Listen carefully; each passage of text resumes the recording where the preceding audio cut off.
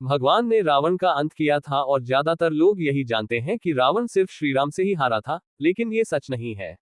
रावण श्रीराम से पहले भी 4 लोगों से हार चुका था। राम भगवान से पहले रावण शिवजी, राजा बलि, बाली और सहस्त्रबाहु अर्जुन से भी पराजित हो चुका था।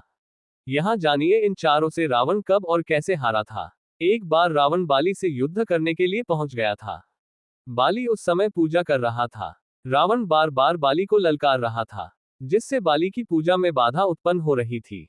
जब रावण नहीं माना तो बाली ने उसे अपनी बाजू में दबाकर 4 समुद्रों की परिक्रमा की थी। बाली बहुत शक्तिशाली था और इतनी तेज गति से चलता था कि रोज सुबह सुबह ही चारों समुद्रों की परिक्रमा कर लेता था। प्यारे दोस्तों, हमारे इस चैनल को अगर आपने लाइक और सब्सक्राइब नहीं किया है तो जल्दी से सब्सक्राइब कर ले। इस प्रकार परिक्रमा करने के बाद सूर्य को अर्घ्य अर्पित करता था। जब तक बाली ने परिक्रमा की और सूर्य को अर्घ्य अर्पित किया तब तक रावण को अपने बाजू में दबाकर ही रखा था। रावण ने बहुत प्रयास किया, लेकिन वह बाली की पकड़ से आजाद नहीं हो पाया। पूजा के बाद बाली ने रावण को छोड़ दिया था। इसके बाद रावण ने बाली से मित्रता कर ली थी। सहस्त्रबाहु अर्जुन एक क्षत्रिय राजा था जिसके 1000 हाथ थे और इसी वजह से उसे सहस्त्रबाहु अर्जुन भी कहते थे। एक बार जब रावण अपनी सेना लेकर सहस्त्रबाहु से युद्ध करने पहुंचा तो सहस्त्रबाहु ने अपने 1000 हाथों से नर्मदा नदी के बहाव को रोक दिया था और थोड़ी देर बाद पानी छोड़ दिया, जिससे रावण पूरी सेना के साथ ही नर्मदा में बह गया था।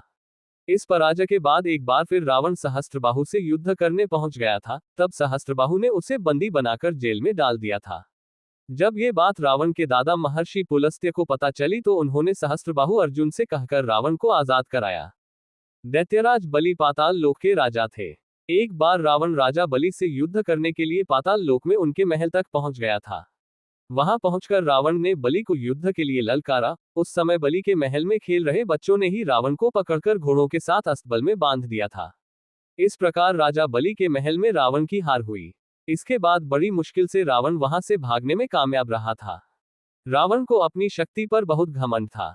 इस घमंड के नशे में वह शिवजी को हराने के लिए कैलाश पर्वत पर पहुंच गया था।